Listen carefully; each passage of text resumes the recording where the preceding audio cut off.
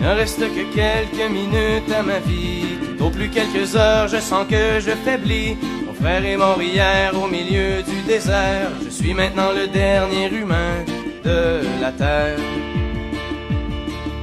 On m'a décrit jadis quand j'étais un enfant ce qu'avait l'air le monde il y a très très longtemps, quand vivaient les parents de mon arrière-grand-père et qu'il tombait encore de la neige en hiver. En ces temps on vivait au rythme des saisons et la fin des étés apportait la moisson. Une eau pure et limpide coulait dans les ruisseaux où venaient s'abreuver chevreuils et orignaux.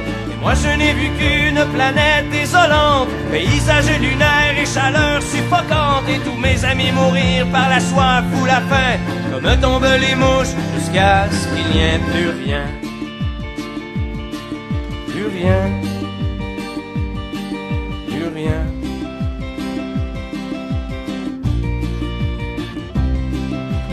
Il ne reste que quelques minutes à ma vie.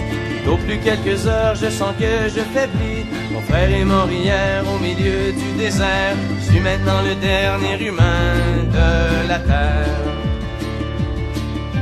Ça a commencé il y a plusieurs années, alors que mes ancêtres étaient obnubilés par des bouts de papier que l'on appelait argent, qui rendaient certains hommes vraiment riches et puissants.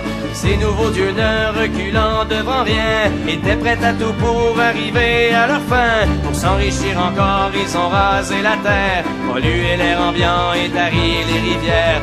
Et au bout de 100 ans, des gens se sont levés et les ont avertis qu'il fallait tout stopper. Mais ils n'ont pas compris cette sage prophétie. Ces hommes-là ne parlaient qu'en termes de profit.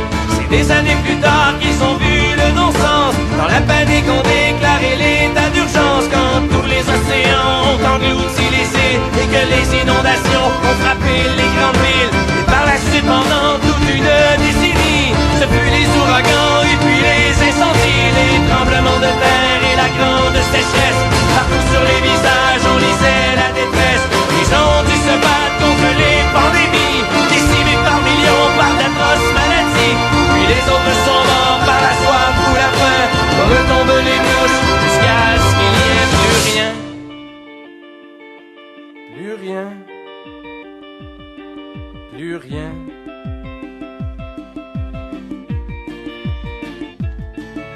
Mon frère est mort hier au milieu du désert. Je suis maintenant le dernier humain de la terre. Au fond, l'intelligence qu'on nous avait donnée n'aura été qu'un beau cadeau empoisonné, car il ne reste que quelques minutes à la vie. Tout au plus quelques heures, je sens que je faiblis. Je ne peux plus marcher, j'ai peine à respirer. Adieu l'humanité, adieu l'humanité.